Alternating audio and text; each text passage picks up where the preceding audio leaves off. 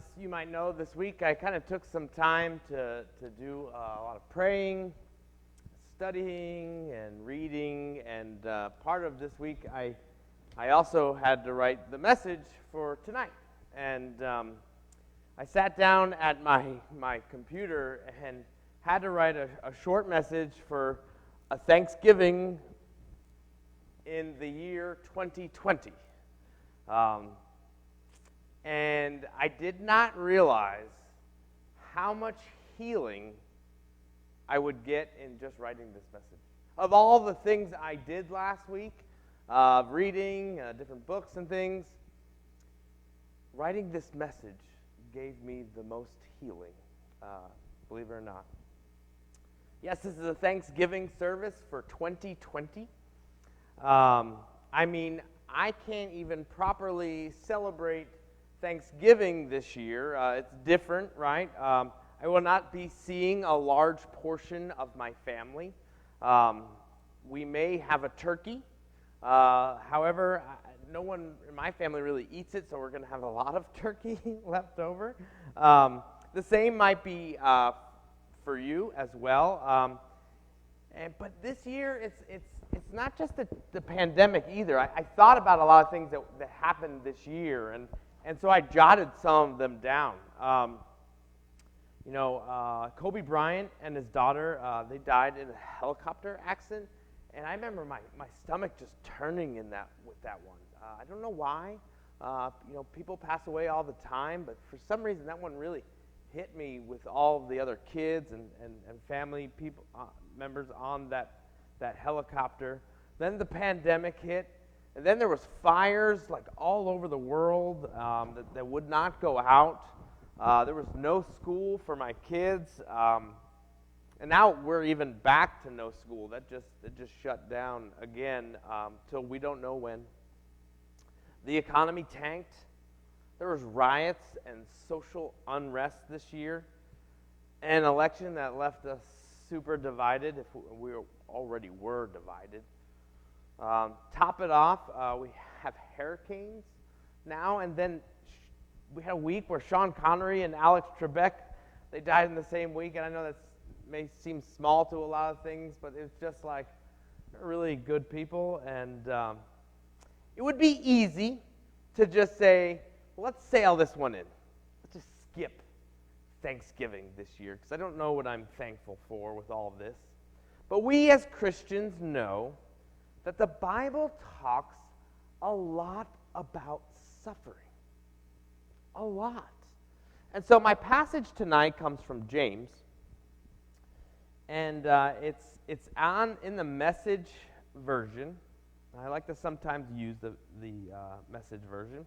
And we're going to go chapter 1, 2 through 12. So here it goes. Consider it a sheer gift, friends, when tests and challenges come at you from all sides. You know that under pressure, your faith life is forced into the open and shows its true colors. So don't try to get out of anything prematurely. Let it do its work so you become mature and well-developed, not deficient in any way. If you don't know what you're doing, pray to the Father. He loves to help. You'll get his help and won't be condescended to when you ask for it. Ask boldly, believingly, without a second thought. People who worry their prayers are like wind-whipped waves. Don't think you're going to get anything from the Master that way. Adrift at sea, keeping all your options open. When down and outers get a break, cheer. And when the arrogant rich are brought down to size, cheer. Prosperity is as short-lived as a wildflower, so don't ever count on it. You know that as soon as the sun rises, pouring down its scorching heat, the flower withers, its petals wilt, and before you know it, that beautiful face is a barren stem. Well, that's a picture of the prosperous life. At the very moment everyone is looking on in admiration, it fades away to nothing. Anyone who meets a testing challenge head on and manages to stick it out is mighty fortunate. For such persons loyally in love with God, the reward is life and more life. Isn't that beautiful? Consider it a gift when tests and challenges come at you from all sides. James is saying that this Thanksgiving, the gift we should be thankful for is the challenges. That's the gift. The challenges help us to see our faith. So really the question we should be asking is, how's your faith? How's it going? This year is really showing us how that faith is and how strong it is. And it says, don't try to get out of it prematurely. Can you believe that? When I read that, I was like, what? It says, don't try to get out of it early. I don't know about you, but I want this nightmare to end tomorrow, yesterday. Anyone hope for a vaccine yesterday? I do, right? But that's not what this passage is saying. It's actually saying we should be thankful and patient because the things happening right now are actually really good for us to endure. It's kind of hard to hear. It's hard to hear. God, thank you for 2020.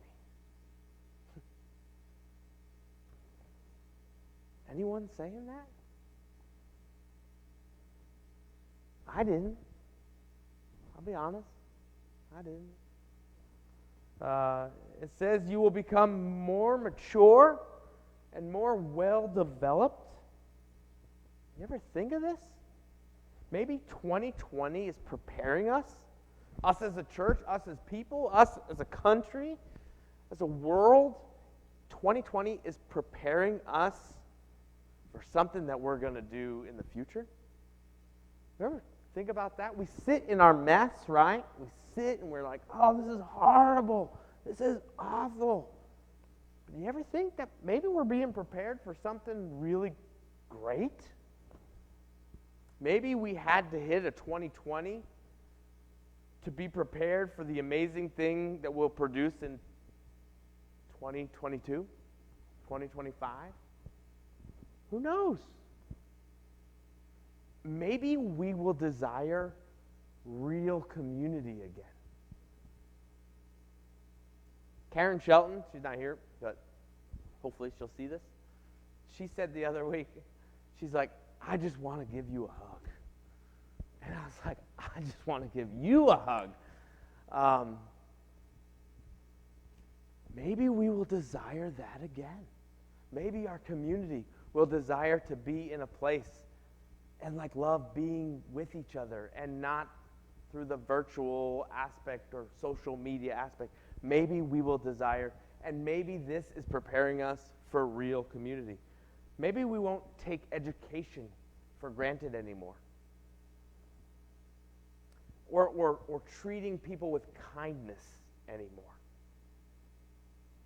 We won't take that for granted.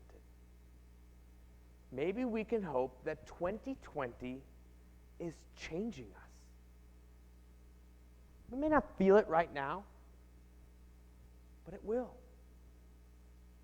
God, thank you for 2020. It's a hard one. Then it goes on. If you don't know what you're doing, and let's face it, we don't. If you're lost, pray to the Father. It says, He loves to help. Ask boldly, it says, believingly, without a second thought. Ask God. Gosh, there is so much that I don't even know what to do with in this past year. Like, so much. Like, how to make a live stream work. I didn't know that in 2019. I didn't. And I've been blessed with amazing people like Barry and Alex, and we got it together. But, man, we didn't know that stuff. We had to learn that. I know I'm younger. You expect me to know technology? I don't. No, I do not. And I want to tell you a story from this year. When everything hit, Barry and I were trying to piece things together the way we could to get things out digitally. And we were trying to live stream, and that just didn't really work at first, and things were real slow on it. So we decided to make these videos, and we're piecing it together, and then it came together good, and that worked for a couple months. We had these videos that we were sending out, and you may remember seeing those videos. But then our beloved Chuck passed away, another 2020 thing for us, right? And what we wanted more than anything was a live stream, because we wanted people to be part of the funeral for Chuck. Chuck is so big for us here, and Chuck's such a great friend, such a beacon of light in this church, and we wanted people. We could only have 25 people in the church at the time, and we wanted to be together, and so we had to have a live stream. So Barry and I got to work and trying to figure it out, and around the same time of all this, Nikki's uncle, my wife's uncle, who we were really close to, suddenly passed away. Another 2020 thing. And it was a tough one for us. And with all that was going on with COVID at the time, because he passed in early April, it was tough. I remember I had to go into the funeral home, and I had to make all the arrangements, and it was just a really dark time, I'll say that. I had to clear out his apartment alone. It was at that time, he couldn't really connect with strangers. We just didn't know anything, right? And so I moved all of the furniture out of his apartment on my own in my minivan. But he left us a computer.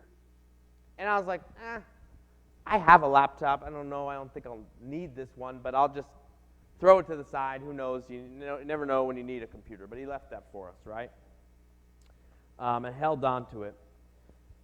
As we are working on this live stream, Barry and I, we finally get the live stream working. We had 2 days left till Chuck's funeral. We get the cameras working. Everything's good. We figured out all the things that we had to connect to get the live stream. It was good. And then we started up the live stream. And the computer that we had was too slow. I remember just being exhausted at that point, just being burnt out, and just being super emotional, and just being dropping like a heap, come on. We just did all that work, and now we don't have a computer fast enough to do this.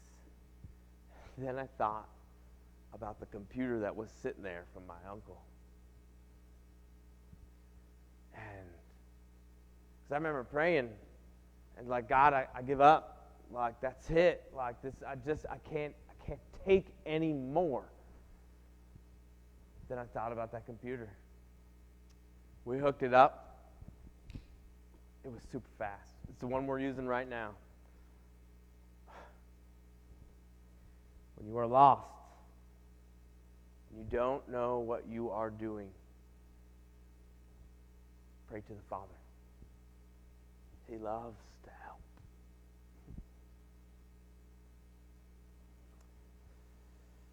God hasn't left. I'm mostly thankful for the trials. But when I don't know, I just ask God. We silence our hearts, and we just ask. When we worry, we ask. Anybody do a lot of worrying this year? Anxiety is up everywhere. When we worry, we ask. Because what else do we have? James then ends his passage. My dear friends, don't get thrown off course. Every desirable and beneficial gift comes out of heaven. The gifts are rivers of light cascading down from the Father of light. There is nothing deceitful in God, nothing two-faced, nothing fickle.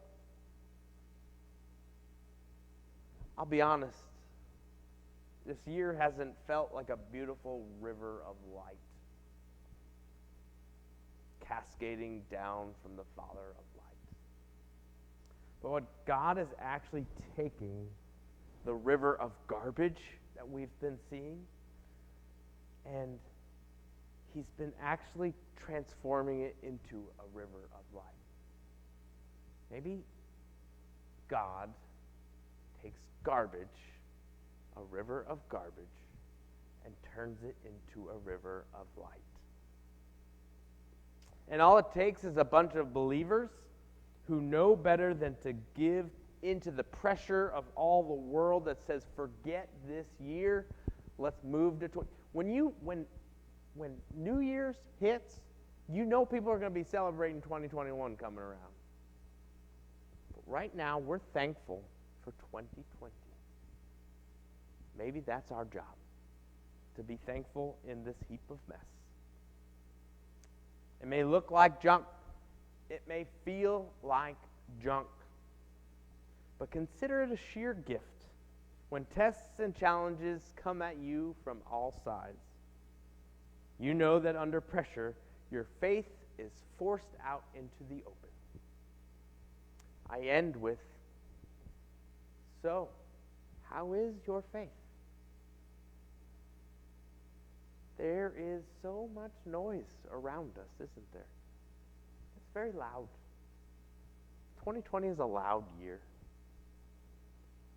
Can you speak to God? Can you silence the noise and speak?